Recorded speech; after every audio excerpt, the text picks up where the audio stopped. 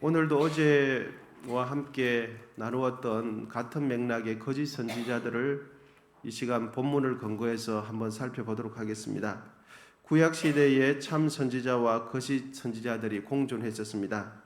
신약 시대에 베드로 사도의 서신을 받는 수신자 공동체도 거짓 선지자들이 함께 공존했던 것 같습니다. 1절 상반절에 보시면 그러나 백성 가운데 또한 거짓 선지자들이 일어났었나니 이와 같이 너희 중에도 거짓 선생들이 있으리라. 거짓 선지자들, 거짓 교사 이들이 하는 공통점은 이것입니다. 참을 가르치지 않고 거짓을 가르칩니다. 참된 교훈을 교훈하지 않고 거짓된 비성경적인 아주 유사한 성경과 유사한 교리를 가르치게 되죠. 거짓 선지자들은 그럼 어떤 가르침을 주는가? 1절 하반절에 기록되어 있습니다. 그들은 멸망하게 할 이단을 가만히 꺼려들여 자기들을 사신 주를 부인하고 임박한 멸망을 스스로 취하는 자들이라. 1절 하반절에도 언급되어 있지만 대부분 이단들의 특징은 새를 불리기 전까지는 주위 사람들이 경계하지 못하도록 엄밀하게 활동을 합니다. 새가 약할 때는 지역사회와 함께 공존하는 것처럼 해가 되지 않는 집단처럼 그렇게 합니다. 그런데 새가 불려지고 새가 힘이 생기면 그때부터 본색을 드러내기 시작합니다. 새가 커지기 전까지는 엄밀하게 포교 활동을 합니다. 그리고 엄밀하게 접근하고 엄밀하게 가르칩니다. 그리고 장소도 엄밀한 곳을 선정합니다. 힘이 생기기 전까지는 자신들의 정체성을 정확하게 밝히지 않습니다. 자신들이 무엇을 추구하는지, 왜 그곳에 있는지, 그들의 가르침의 궁극적인 목적이 무엇인지를 밝히지 않습니다. 본문에 언급된 거짓 선지자들 역시 어떻게 접근합니까? 본문을 보시면 이단을 가만히 끌어들여 자기들을 사신 주를 부인하고 가만히 끌어들여, 이 가만히 끌어들인다는 것은 다른 성경 대다수의 번역본은 이렇게 기록합니다. 몰래 끌어들인다. 여러분, 누구를 몰래 끌어들입니까? 기존 성도들이 눈치채지 못하도록 기존에 있는 성도님들께서 그 공동체가 인지하지 못하도록 가만히 끌어온다, 이런 의미입니다.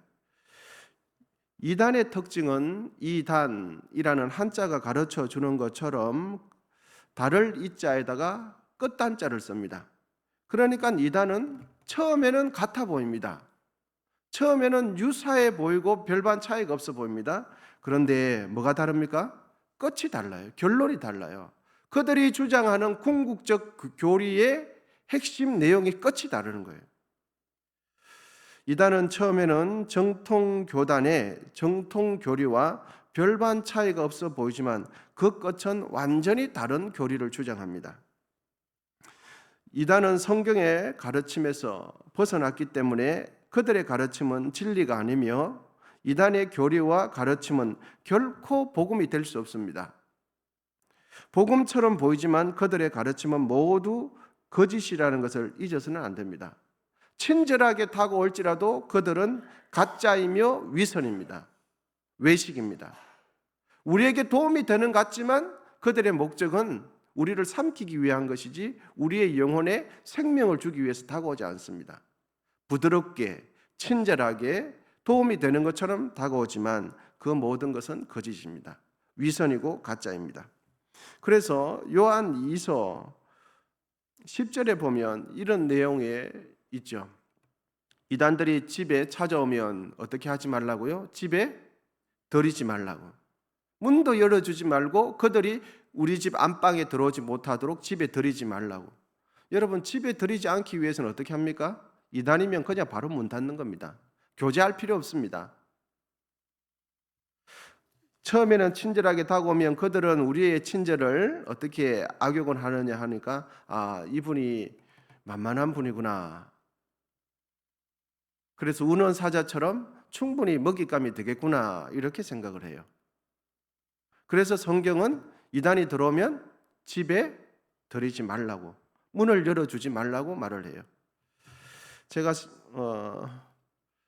이제 서울에서 한참 공부할 때 한여름에 이제 다 휴가 시즌에 식구들이 이제 이렇게 다 휴가 가고 혼자 집에 있었습니다. 혼자 집에 있었는데 한참 더운 시간에 누군가가 초인종을 누르는 거예요. 그래서 보니까 뭐 이렇게 문을 열어주기 전까지 뭐 얼버무리는 것 같습니다. 뭐 왔습니다. 뭐 그러는 거예요. 그럼 뭐라고요? 그랬더니 뭐 왔습니다. 그러는 거예요. 그래서 뭐 전기세를 내러 왔나, 뭐 검침을 하러 왔나. 그래서 보니까 느낌은 좀 이상한데, 저도 이제 이렇게 건강한 남자다 보니까 그 남자분이 서 있는 거예요. 그래 뭐 때문에 오셨냐고. 잠깐 들어가도 되겠냐고. 그 들어오시라고. 왜 그러시냐고. 그 뭐 날 더운데 수고하신데 물 한 잔 드시라고. 이렇게 물 한 잔 드렸어요. 그때부터 이제 털썩 주저앉더니 한참을 이야기하는 거예요. 한참을 이야기. 그래서 가만히 보니까 그 전에도 느낌은 이상했지만, 그래서 이제 그때부터 본격적으로 팔로를 걷어붙이고 이제 성경 이야기를 하기 시작했습니다. 그러냐고. 그래서 성경을 진짜 펴면서 성경이 진짜 그렇게 돼 있냐고 보시라고. 당신이 이야기하는 거 주장하고 성경이 주장하는 거 같으냐고. 그러면 다른 데 찾아보자 그러는 거예요. 다른 데 또 찾아보니까 또 다른 거죠. 그러면서 이제 1시간 정도 이야기하니까 나중에 누구 모시고 오겠다 그러는 거예요. 그때 그러냐고. 그래서 내가 처음이니까 친절하게 대해주지만 모시고 올 필요 없다. 처음이니까 그냥 날 더운 것 같아서 물 한 잔 드리지만 더 공부해서 오겠답니다. 더 공부해서 누가 모시고 오겠답니다. 여러분, 정말 이단은 우리가 생각하는 것만큼 쉬운 상대가 아니에요. 그리고 우리가 알고 있는 지식 가지고 어떻게 잘 되지 않습니다. 그리고 그분들은 자기들이 생각하는 교리에 딱딱 맞게 정확하게 세팅이 되어 있는 것을 가지고 와요. 우리는 철저하게 준비가 안 돼 있는 상황이고 전반적으로 성경에 대해서 대략은 알지만 그렇지 않습니다. 여러분, 이단은 상대해서 설명을 해서 설득을 한다고 되지 않습니다. 왜 그렇습니까? 거짓 교리에 미혹이 되어 있기 때문입니다. 그리고 그 미혹된 뒤에는 무엇이 있습니까? 어둠의 영이 역사해요. 그래서 한번 사로잡히면 빠져나오기가 그렇게 힘든 것입니다. 아무리 옳게 정상적으로 상식적으로 논리적으로 이야기해도 통하지 않습니다. 논리가 부족해서 그렇지 않습니다. 미혹된 거짓 교리 속에는 어둠의 영이 장악을 하기 때문에 그렇죠. 여러분, 거짓 이단들과 거짓 교사들을 대할 때마다 오늘 성경에 있는 것처럼 가르쳐 주는 것처럼 그러한 자세를 정확하게 취하고 그렇게 해야 될 줄 믿습니다. 거짓 교사들, 거짓 선지자들의 문제는 영적인 문제, 교리적인 문제만 국한되어 있지 않고 무엇까지 문제가 되냐니까 윤리적인 문제, 도덕적인 문제, 성적인 문제, 재정적인 문제까지 일으키는 것이 이단들의 특징이에요. 거짓 선지자들의 특징입니다. 처음에는 영적으로 접근하는 것 같지만 결국은 육체적으로 타락하게 되어 있어요. 본문 2절입니다. 우리 본문 2절 다 같이 한번 읽어보도록 하겠습니다. 시작. 여럿이 그들의 호색하는 것을 따르리니 이로 말미암아 진리의 도가 비방을 받을 것이요. 호색하는 것을 따르게 되어 있습니다. 호색하는 것. 여자와 노란하고 색을 즐기며 엄란한 죄에 빠지는 것이 이단들의 일반적인 경로요 공통적인 과정입니다. 성부, 성자, 성령을 경외하고 하나님을 예배한다고 주장은 합니다. 하나님의 주권을 존중한다고 하지만 그들의 실체는 하나님을 두려워하지 않습니다. 그들은 하나님을 경외하는 집단이 아닙니다. 그들의 마음은 교만하기 짝이 없고 그들은 하나님을 섬기는 사람들이 아닙니다. 그들에게는 진실함이 없습니다. 그들에게는 정직함이 없어요. 그들은 성경의 가르침을 겸손히 배우며 성경의 거리 아래 있는 분들이 아닙니다. 성경을 마음대로 조작하고 성경의 권위 위에서 성경을 우습게 하는 사람들이 이단이죠. 그래서 마태복음 7장 15절은 거짓 선지자들, 거짓 교사, 이단들의 실체를 밝혀주고 있는데 마태복음 7장 15절 읽어드리겠습니다. 거짓 선지자들을 삼가라. 양의 옷을 입고 너희에게 나오나 속에는 노략질하는 일이라. 이단들의 정체입니다. 부드럽게 양의 옷을 입고 다가와요. 친절하고 무난하는 핑계, 상담을 해준다. 또 심리를 살펴준다. 또 지역 사회에 도움을 준다. 그림을 그려준다. 세미나를 개설해준다. 친절하게 다가옵니다. 우리의 필요를 채워주는 것처럼 하지만 양의 옷을 입고 우리에게 다가오지만 속에는 노략질하는 일이라 라고 마태복음 7장 15절은 가르쳐주고 있습니다. 그러므로 여러분, 거짓 교사, 이단, 사이비는 처음부터 철저하게 배격해야 됩니다. 거기에는 어설프게 사랑을 베풀었다가는 그 사랑이 오히려 욕이 되어지고 오히려 우리가 삼켜버리게 된 것을 성경은 가르쳐주고 있습니다. 그러면 여러분, 거짓 교사들의 결말은 어떻게 될까요? 그것은 1절 끝부분에 기록되어 있습니다. 멸망을 스스로 취하는 자들이라. 거짓 교사들, 거짓 이단들, 거짓 선지자들의 끝은 무엇입니까? 멸망을 스스로 취한다라고 가르쳐주고 있습니다. 이 말은 결국 거짓 교사들, 성경을 따르지 않는 사람들은 하나님의 심판을 면하지 못하게 되어진다라는 결론을 가르쳐주고 있습니다. 여러분, 우리의 사회에 함께 있는, 공존하고 있는 이단들이 많이 있죠. 그런데 일부 이단들의 교주들이, 한두 교주들이 현 사회의 법 앞에 어떻게 심판을 당하는지 지금 가르쳐주고 있습니까? 가르쳐주고 있지 않습니까? 어떤 이단의 교주들은 이렇지 않습니까? 수많은 젊은 여대생들을 성폭행하고 세상 법정에서 처벌을 받았습니다. 그리고 어떤 교주는 어떻습니까? 그 교주 역시 수많은 여신도들을 엄밀한 공간에서 성추행, 성범죄하고 배극을 횡령하고 나서 드디어 세상 법정에서 중죄를 선고받았습니다. 다리에 전자발찌를 끼면서도 성범죄를 한 것이 이단이에요. 그러면서 그 전자발찌를 어떻게 성도들에게 교화시키냐? 고난받는다고 가르쳐요. 예수님께서 십자가에 고난 당하는 것처럼 자기들도 이 시대에 고난을 받는다고 가르치지 않습니까? 그런데도 거짓 이단에 미혹된 사람은 그걸 또 믿습니다. 범죄자에게 붙여진 전자팔찌를, 그것을 믿어요. 예수님도 고난 당하지 않았냐고 이렇게 가르치면서 고스란히 믿고 따라갑니다. 여러분, 이뿐이 아닙니다. 백주대낮에 강도짓을 하듯이 이단으로 정죄당했음에도 불구하고 마치 자신들이 정통교단인 것처럼 버젓이 포교 활동을 하고 있는 이단들이 얼마나 많습니까? 인터넷이며 유튜브며 교회의 간판에다가 마치 정통 교리를 가르치는 정상적인 성경에 기초한 교회인 것처럼 그렇게 행세를 하는 이단들이 얼마나 많은지 모릅니다. 그런데 참 안타까운 것은 교회 밖에 있는 사람들은 이단 교리와 성경의 가르침을 조금도 구분하지 못하고 똑같은 교회인 줄 압니다. 똑같은 교인인 줄 알아요.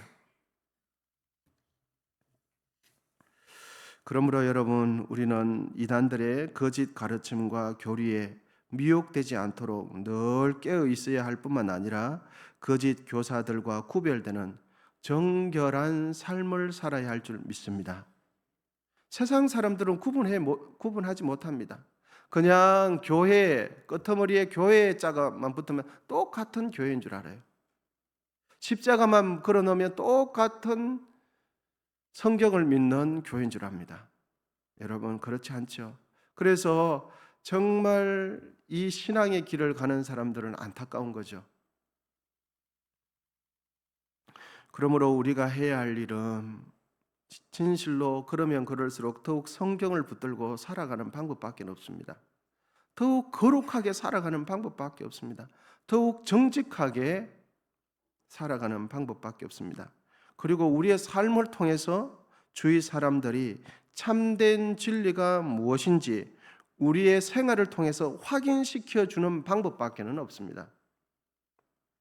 여러분, 논에는 알곡과 가라지가 함께 자라고 있습니다. 그리고 그들이 함께 공존하고 있죠. 예수님께서 이 땅에 재림해 오실 때까지 이 세상은 거짓 교사 이단들은 항상 존재할 것입니다. 왜냐하면 성경이 진리이기 때문에. 그래서 우리는 잊지 말아야 하겠습니다. 거짓 교사들, 거짓 선지자들의 끝은 타락한 천사가 심판을 받듯이 심판을 받습니다. 노아의 홍수처럼 심판을 받듯이 그들은 심판을 면하지 못하게 되어 있습니다. 소돔과 고모라가 멸망을 당할 것처럼 그들에게는 멸망이 확정되어 있다는 것을 세 차례의 성경 사례를 통해서 이단의 끝을 보여주고 있습니다. 여러분, 우리가 이 시대에 걸어가야 할 신앙의 노선은 넓은 길이 아니라 좁은 길입니다. 우리가 가야 할 신앙의 노선은 편안한 길이 아니라 진리의 길입니다. 그래서 마태복음 7장 13절에서 14절 말씀을 읽어드리고 오늘 새벽 말씀을 마치도록 하겠습니다. 좁은 문으로 들어가라.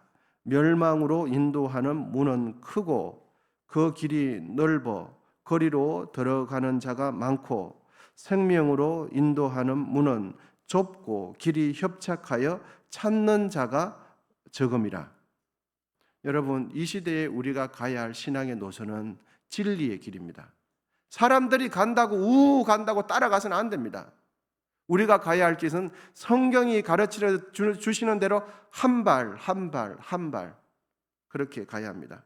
그래서 우리가 천국에 입성할 때까지 진리의 길을 변함없이 가심으로 우리가 가는 이 길 끝에서 주님을 만나 뵙게 되기를 축복합니다. 기도하겠습니다. 하나님 아버지, 감사합니다. 오늘도 주의 말씀 함께 상고하고 기도하기 원합니다. 성령이여, 우리 심령 가운데에 늘 진리의 빛으로 환히 비춰주시고, 아버지 하나님, 우리가 가는 이 길 끝에서 주님을 만나 뵙게 하옵소서.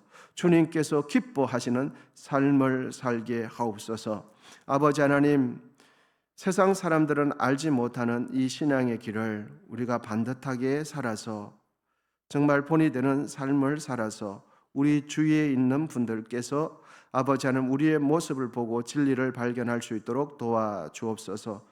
정성껏 애물 드린 귀한 손길 가운데 함께 하시고 은성에 속한 모든 권속들의 가정과 직장 가운데 은혜를 베풀어 주시옵소서. 지구 반대편에서 일어나고 있는 전쟁 가운데 주님 간섭하여 주시고 통치하여 주시고 다스려 주시옵소서. 이제는 우리 주 예수 그리스도의 은혜와 하나님 아버지의 담없는 사랑과 성령의 교통하심이 오직 기록된 성경의 가르침대로 신앙생활 하시기로 결단하는 우리 모두 위에 이제로부터 영원히 함께 하시기를 간절히 축원하옵나이다. 아멘. 이제 주여 세 번 부르시고 계속해서 기도하도록 하겠습니다.